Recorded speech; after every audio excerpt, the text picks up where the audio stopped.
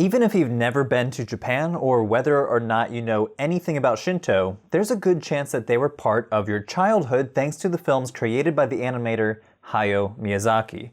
Movies like Spirited Away, My Neighbor Totoro, Princess Mononoke, and Nausicaa of the Valley of the Wind are full of imagery and ideas often associated with Shinto, such as the existence of divine beings in nature called kami, and the promotion of harmony between humans and the environment. In this video, I'm not so much going to scour his films looking for specific crossovers with Shinto. Other YouTubers have already done that pretty well. What I want to do is examine the argument that Miyazaki is cinematically practicing the ancient form of Shinto. In other words, examine the claim that Miyazaki's films are fundamentally Shinto films, and more broadly, examine how Miyazaki uses religious themes in his movies, and how this might lend to their widespread appeal. Just knowing a little bit about Shinto, it makes sense why so many viewers see it in Miyazaki's films. Let's take Spirited Away as an example. A fan favorite, and until recently when it was passed by Demon Slayer in 2020, was the all-time highest-grossing Japanese animated film for years. The film follows the story of a young girl who accidentally stumbles into the spirit world. Lost and alone, she takes up work in an otherworldly bathhouse where kami come to soak away their troubles and be refreshed. Through many trials, she grows into a model youth. Hardworking, independent, discerning, grateful, and willing to help others. In an article published in 2004, the scholars James Boyd and Tetsuya Nishimura interpret Spirited Away as a distinctly religious movie, and specifically a Shinto movie.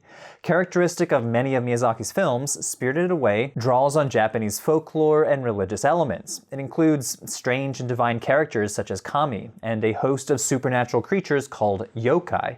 Boyd and Nishimura further argue that the film's themes also reflect Japanese cultural values preserved in Shinto thought and practice. The film features moments of transformation and purification, like the stink spirit, a river spirit disfigured by pollution. It also emphasizes the sacredness of nature and critiques human relationships with their environment. And indeed, Miyazaki confirms that Japanese culture informs his perspective. In my grandparents' time, it was believed that spirits existed everywhere, in trees, rivers, insects, wells, anything. My generation does not believe this, but I like the idea that we should all treasure everything because spirits might exist there, and we should treasure everything because there is a kind of life to everything. He has also commented that while Shinto has been used to inspire wars of aggression, implicitly referencing World War II, he has a warm appreciation for rural Shinto rituals and folk traditions. But believe it or not, Miyazaki explicitly rejects the claim that any religion, and especially institutional Shinto or shrine Shinto, is the source of his inspiration. In an interview, he said, "Dogma inevitably will find corruption, and I've certainly never made religion a basis for my films. My own religion, if you can call it that, has no practice, no Bible, no saints, only a desire to keep certain places and my own self as pure and holy as possible." That kind of spirituality is very important to me. Obviously, it's an essential value that cannot help but manifest in my films. So here we have an interesting dilemma in our interpretation of religious themes in Miyazaki's films. On one hand, it's undeniable that Miyazaki draws from various Japanese religious traditions, but Miyazaki himself seems to reject the notion that he's trying to cinematically practice Shinto per se. Like many people today in Japan and around the world, he's uncomfortable with the term religion and describes his movies as emerging from his own personal brand of deinstitutionalized spirituality. Regardless, it seems that the way Miyazaki deploys religious themes and imagery in his movies might be part of their widespread appeal. The scholar of Japanese religion and pop culture, Jolyon argues that Miyazaki adopts a strategy called playful religion, or shukyo asobi in Japanese. When it comes to entertainment media with religious themes, there's basically a continuum. On one side, there are movies and TV shows that amount to religious instruction, media that aims to teach the audience about a specific religious tradition. In the American Christian context, an example would be the cartoon VeggieTales, an explicitly religious show for a Christian audience. An example of one of the more explicitly religious animes is The Laws of Eternity, produced by the new religious movement Kofuku no Kaguku, or Happy Science.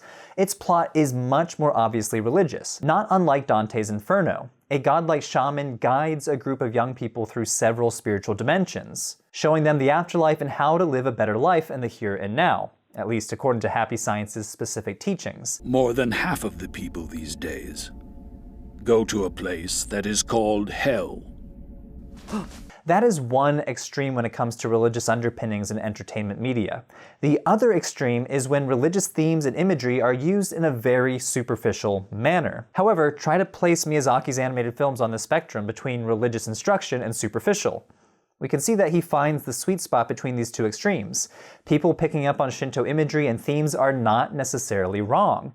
Miyazaki's appreciation for Japanese mythology and folk religion can be seen in his inclusion of tree spirits called Kodama. And if you look closely at the beginning moments of My Neighbor Totoro, you can even catch a glimpse of a shrine dedicated to the kami Inari, flanked by statues of the kami's fox messengers.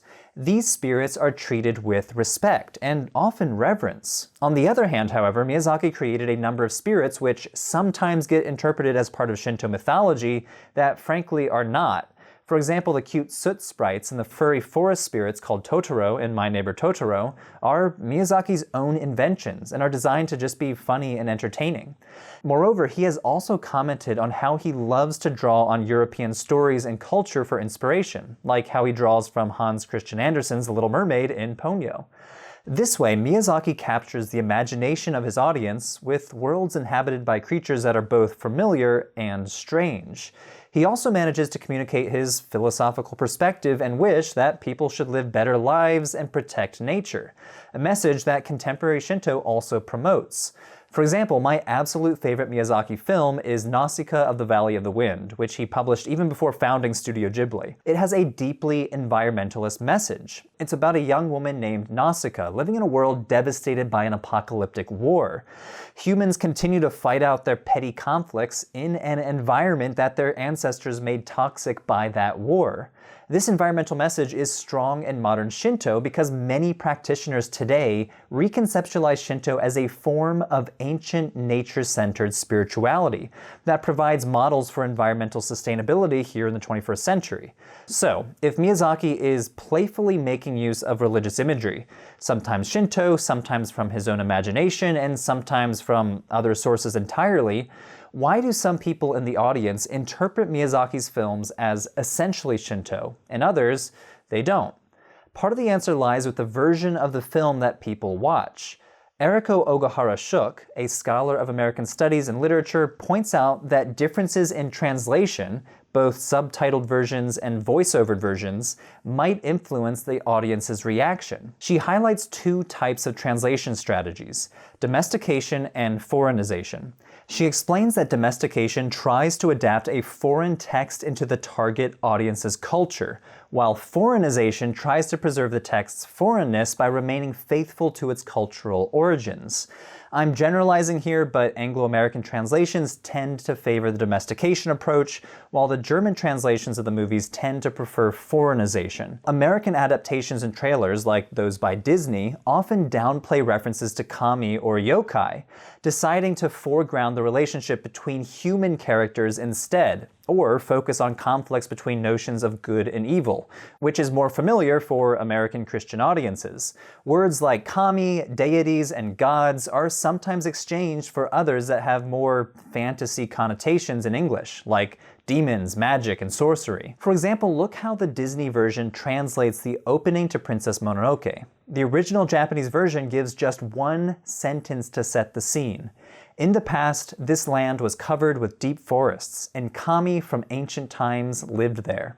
Notice how in the Japanese version, this is an otherwise quiet scene without narration. But the American version expands this quiet scene and this very simple sentence into a full-blown narrated paragraph that seems to try way too hard to try to explain to foreign audiences what kami are, breaking down their definition into separate aspects: spirits and beasts, gods and demons. So while the translators attempted to add more nuance for English-speaking audiences, they actually lost the nuance of kami by separating them into subcategories like benevolent gods on one hand and malevolent demons on the other.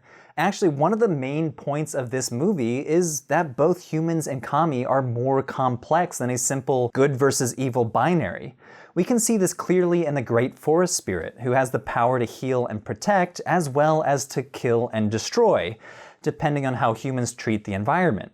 What's really interesting is that regardless of differences in the text of the adaptations, German and American viewers both responded very strongly to the visual elements, and still picked up on Miyazaki's messages. Ogihara-Schuck argues that this demonstrates anime's ability to change its shape into forms easily accessible to other cultural arenas, to travel cross-culturally, and to successfully introduce concepts as foreign as animism to Christian audiences.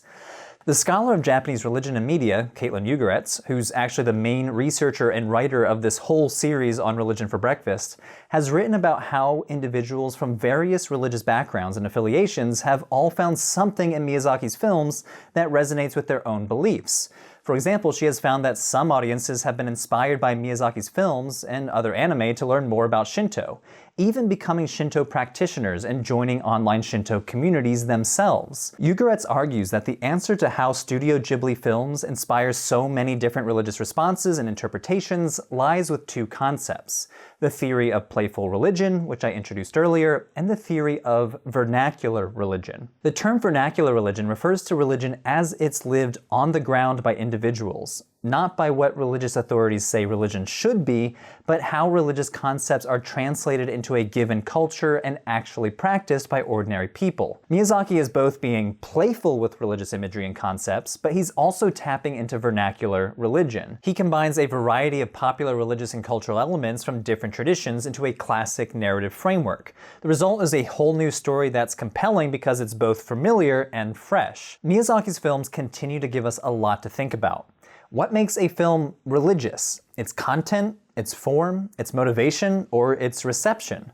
Miyazaki says that his motivation is not religious, but a lot of people understandably interpret the films as religious, even going so far as to become Shinto practitioners themselves. Should the creator have the final say in how viewers interpret his films? Especially since Miyazaki himself seems pretty critical of institutional religion in general. Share your thoughts in the comments below, and thanks for watching. So that was episode 5 in our Shinto series, produced in collaboration with the scholar of Shinto, Caitlin Ugoretz. You can check out her brand new channel on Japanese religion right here on screen.